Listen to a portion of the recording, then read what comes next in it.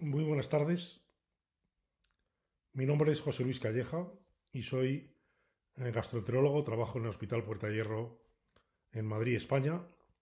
Estoy muy agradecido a la clínica alemana por esta invitación a participar en este curso y durante los siguientes minutos voy a hablar de cuáles han sido los principales conceptos nuevos que se han manejado sobre hipertensión portal en el reciente consenso de Baveno 7 desarrollado en el mes de octubre del año 2021. En esta diapositiva pueden ver la agenda de mi presentación. Inicialmente hablaré fundamentalmente de los métodos de diagnóstico de la hipertensión portal, tanto de gradiente presión venosa hepática como el diagnóstico no invasivo. Hablaré después del impacto de las terapias no etiológicas en la cirrosis hepática y luego me referiré a algunos conceptos nuevos que ha habido en la prevención de la primera descompensación, también algunos conceptos nuevos en profilaxis secundaria en la hemorragia por varices y finalmente acabaré hablando de algunos conceptos nuevos en enfermedades vasculares hepáticas. Como saben todos ustedes, el gradiente presión venosa hepática ha venido siendo considerado en todos los consensos como el patrón oro en el diagnóstico de la hipertensión portal y de hecho en todos los statements que aparecían se habla de que aquellos pacientes que tienen un gradiente de presión venosa hepática mayor de 10 milímetros de mercurio son pacientes a los cuales se puede considerar que tienen hipertensión portal clínicamente significativa. Y esto, como ven en la diapositiva, está basado en estudios en los cuales se demostraba que fundamentalmente en pacientes con etiología viral y etiología alcohólica de su cirrosis, la presencia de este gradiente superior a 10, igual o superior a 10 milímetros de mercurio se asociaba con un desarrollo de varices a lo largo del tiempo y lo que era más importante se asociaba a la presencia de descompensación clínica. En esta edición se ha valorado si estos estudios, que eran, como digo, fundamentalmente en pacientes con cirrosis de etiología viral y alcohólica,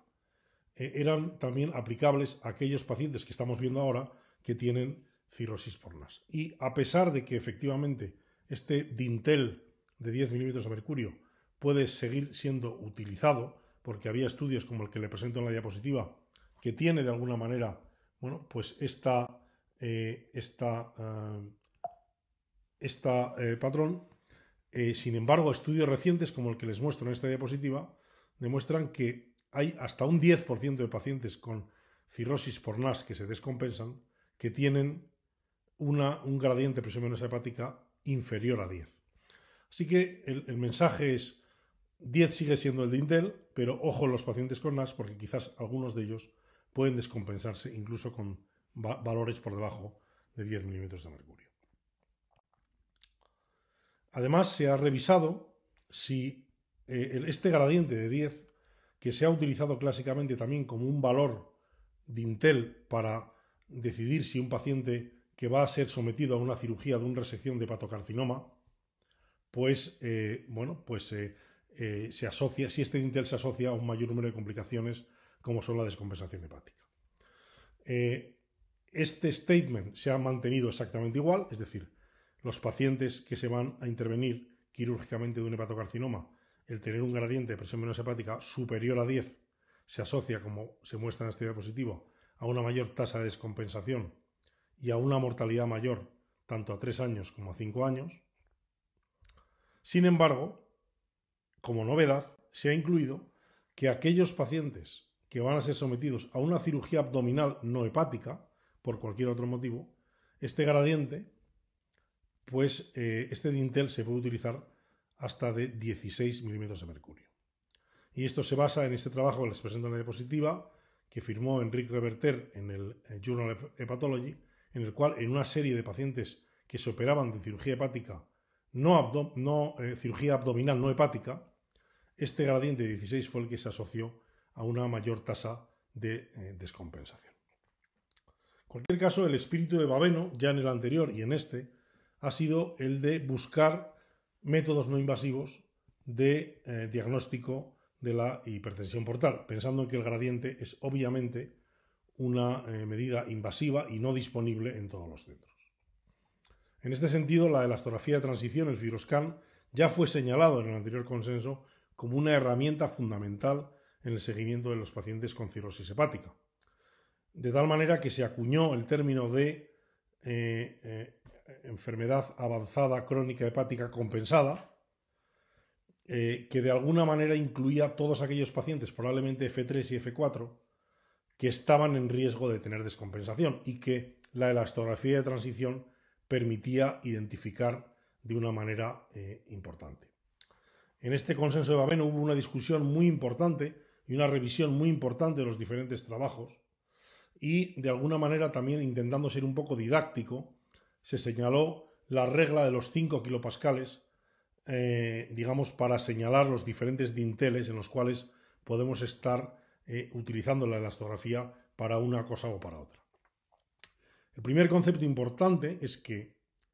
sabemos que esta enfermedad es un continuum, de tal manera que a medida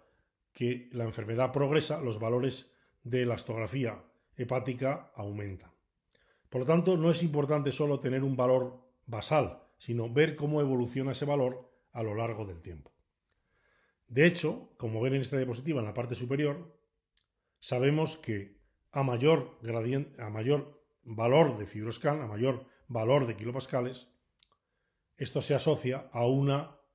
mayor riesgo de descompensación y de muerte asociada a enfermedad hepática. Sabemos que todos los pacientes que tienen más de 20 kilopascales son pacientes que están en riesgo de descompensarse de manera muy importante, y aquellos que están por encima de 25 kilopascales, su riesgo es realmente superponible al que se obtiene cuando hacemos un gradiente y tiene mayor de 10 milímetros de mercurio.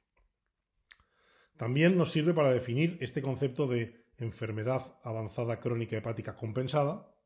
de tal manera que si tenemos un paciente por debajo de 10 kilopascales, podemos estar seguros de excluir que el enfermo tiene una enfermedad hepática significativa. Cuando está por encima de 15, estamos casi seguros que la tiene, y entre 10 y 15 la probabilidad es alta de que tenga esta enfermedad.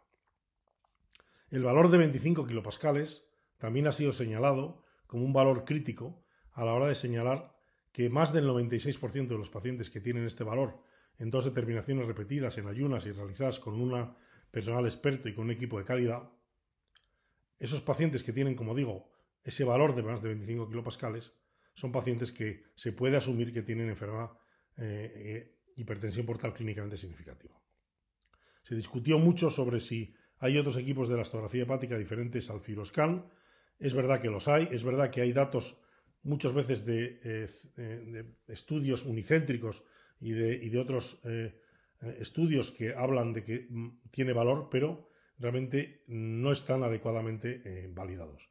Se señaló también la elastografía esplénica, que se asocia en los aparatos nuevos de elastografía de transición como una potencial herramienta, aunque a día de hoy los datos también no son lo suficientemente sólidos para hacer una recomendación. Pero, como digo, los métodos no invasivos en este Baveno 7 han señalado de nuevo muy importantemente cómo el FibroScan es una herramienta crítica y clave para el seguimiento del paciente cirrótico y para muchas de las cosas que luego vamos a comentar en cuanto a intervenciones terapéuticas. En cuanto a las terapias no etiológicas, se revisaron todos los trabajos que se han publicado sobre el beneficio que tienen las estatinas, y a la conclusión a la que se llegó es que no existe todavía una evidencia suficiente como para hacer una recomendación explícita de que los pacientes deben recibir estatinas, pero desde luego lo que está claramente puesto en este consenso es que aquellos pacientes que tienen una indicación para recibir estatinas, digamos, independiente de la cirrosis, deben recibirla, es decir, no debe suspenderse porque el paciente tenga una enfermedad hepática, porque sabemos que hay estudios que sugieren de una manera bastante o con bastante solidez que las estatinas se asocian a una disminución añadida de la presión portal, incluso un aumento de la supervivencia. Esto es aplicable, por supuesto, a los pacientes compensados, aquellos pacientes descompensados Child B, siempre con una dosis máxima de simvastatina o equivalente de 20 miligramos, y en principio debe utilizarse con máxima precaución en aquellos pacientes Child C o pacientes que estén muy descompensados. De igual manera, la aspirina ha demostrado en algunos trabajos que se asocia a una reducción del riesgo de cáncer hepático, de una reducción del riesgo de descompensación y de mortalidad. Y de nuevo, no existiendo una evidencia para su prescripción, lo que se recomienda es que si el paciente tiene algún otro tipo de indicación cardiológica, por ejemplo, para recibir aspirina, no se le quite por simplemente ser paciente cirrótico. Y aquí les presentamos algunos de los trabajos que ha demostrado pues, que en los pacientes que reciben aspirina existía una disminución de la tasa de hepatocarcinoma, una disminución de la tasa de mortalidad, incluso una supervivencia mayor en aquellos pacientes a los cuales se trataba con aspirina después de un TIPS y antes del trasplante. Hubo una discusión muy importante acerca del uso de albúmina. Ya saben ustedes que ha habido al menos 2 trials recientes, sobre todo con resultados contradictorios y controvertidos, probablemente porque, como pongo en esta diapositiva, se mezclan peras y manzanas a la hora de analizar los resultados. Lo que sí que parece es que en algunos pacientes descompensados el uso de albúmina se asocia pues, a un mejor control de la ascitis y a una disminución de la tasa de descompensación, de tal manera que lo que de nuevo se recomienda es que en todas aquellas indicaciones en las cuales la albúmina ha demostrado efecto, como puede ser tras una paracentesis evacuadora en los pacientes que hacen insuficiencia renal funcional o insuficiencia renal estadio 1A, o en aquellos pacientes que hacen peritonitis bacteriana espontánea o síndrome hepatorenal, la albúmina debe ser un tratamiento fundamental en estos pacientes. Quizás uno de los conceptos más interesantes que se han discutido en Baveno ha sido la nueva recomendación sobre cómo se debe prevenir la primera descompensación en pacientes que tienen hipertensión portal clínicamente significativa. Es decir, en aquellos pacientes que bien tienen un gradiente de presión venosa hepática mayor de 10 milímetros de mercurio, o bien tienen una elastografía de transición mayor de 25 kilopascales en 2 determinaciones repetidas, y que por lo tanto podemos asumir que tienen hipertensión portal clínicamente significativa, en este estudio PREDESTI, en el cual tuve la fortuna de participar, demostramos cómo la utilización de betabloqueantes no selectivos, propranolol, nadolol o carvedilol, se asocia a una disminución del riesgo de mortalidad por cualquier causa, una disminución del riesgo en pacientes que tienen varices gastroesofágicas y una prevención de la primera descompensación. Y de hecho, en este Baveno 7 se establece que dentro de estos 3 betabloqueantes no selectivos, propranolol, nadolol o carvedilol, el preferido es el carvedilol porque ha demostrado una mayor potencia en la disminución de la presión portal,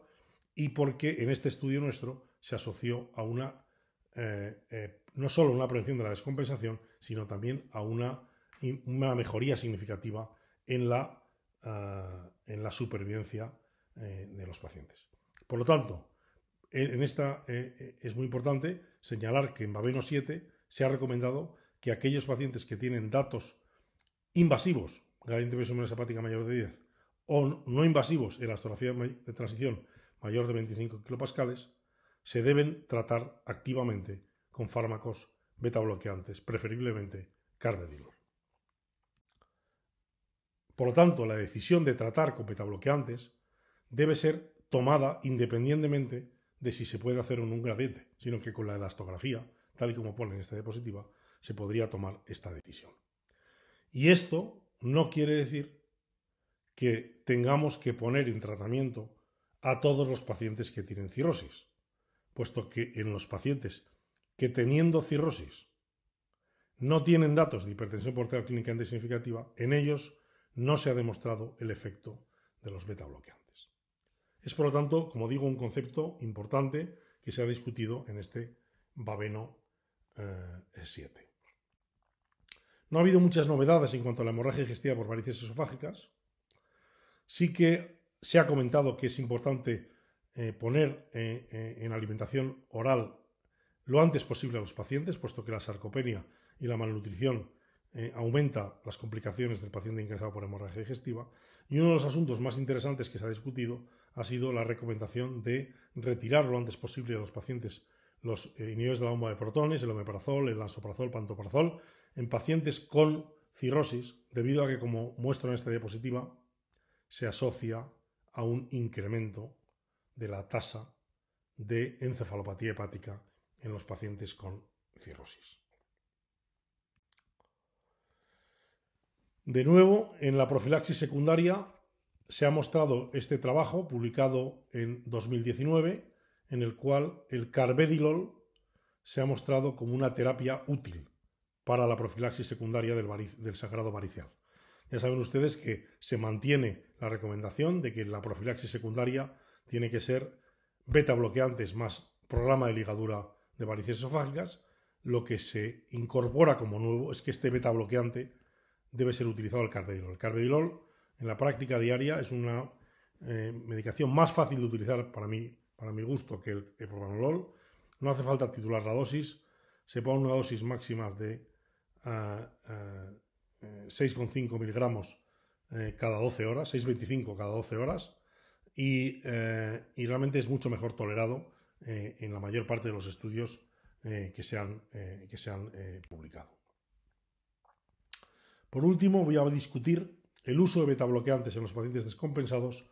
y algunos nuevos conceptos en enfermedades vasculares hepáticas. Yo creo que una de las cosas que se ha discutido de una manera muy importante es que, como les mostraré en la siguiente diapositiva, los betabloqueantes parece que los vamos a comenzar a dar antes, es decir, los vamos a dar incluso antes de que el paciente se haya descompensado, como un tratamiento preventivo de esa primera descompensación en pacientes que tienen hipertensión portal clínicamente significativa. Pero, bueno, de nuevo, el paciente puede ser que en un momento determinado evolucione, se descompense, y en ese momento en el cual el paciente está mucho más vasodilatado, quizás los betabloqueantes puedan tener un efecto deletéreo. Esto se ha demostrado en algunos trabajos. Les mostraré alguna diapositiva posteriormente que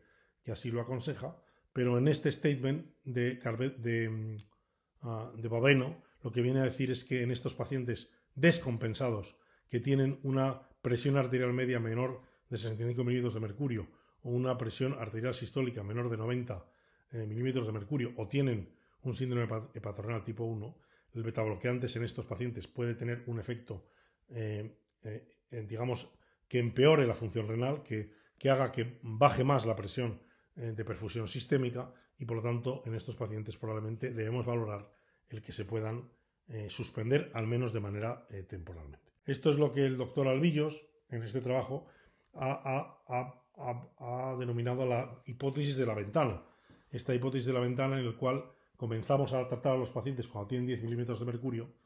les tratamos durante una época muy importante de la evolución de su enfermedad, pero efectivamente el paciente que ya tiene una ascitis refractaria, que se vasodilata, que se descompensa de una manera muy importante, en estos pacientes muy avanzados, el beta bloqueante puede tener un cierto efecto deletéreo. Permítame terminar con el uso en enfermedades vasculares hepáticas. Una de las cosas que más se ha discutido ha sido la utilización de anticoagulantes directos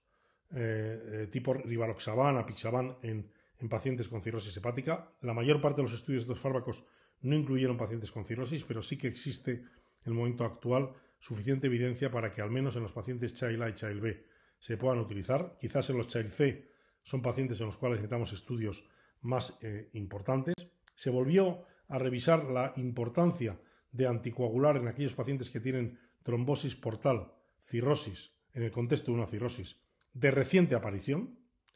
parcialmente o completamente oclusiva, en los casos asintomáticos y fundamentalmente, por supuesto, en los casos sintomáticos y fundamentalmente en el entorno de pacientes candidatos a trasplante hepático. Y esto se demostró porque existe claramente algunos estudios, como el que le presento en la diapositiva, que la anticoagulación produjo una reducción significativa después del trasplante de los pacientes con trombosis portal a 30 días y a un año post-trasplante hepático. Se recomendó comenzar inicialmente con heparina de bajo peso molecular y después utilizar warfarina o acenocumarol o bien estos nuevos anticoagulantes orales para que de alguna manera se mantenga esa anticoagulación en los pacientes con cirrosis. Por lo tanto, y para terminar mi presentación, yo creo que les he intentado de alguna manera resumir las principales novedades que ha habido en Baveno 7. la importancia de los métodos no invasivos y los nuevos datos que hay sobre la astografía de transición. Les animo, en cualquier caso, a revisarse el reporte de Baveno 7 que está en Journal of Hepatology, donde vienen todos estos temas de una manera quizás un poquito más extensa de lo que puedo hacer en esta charla. La importancia del tratamiento con carvedilol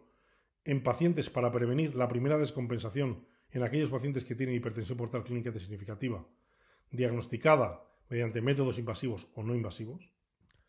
El uso de estatinas, aspirina y albúmina en pacientes con cirrosis. Y por último, los datos que han aparecido sobre uso de anticoagulantes de acción directa. De nuevo le doy las gracias por su atención durante esta presentación. Les mando un saludo muy importante desde España, con el deseo de que esta pandemia nos permita, como en años pasados, podernos encontrar personalmente. Muchísimas gracias por su atención.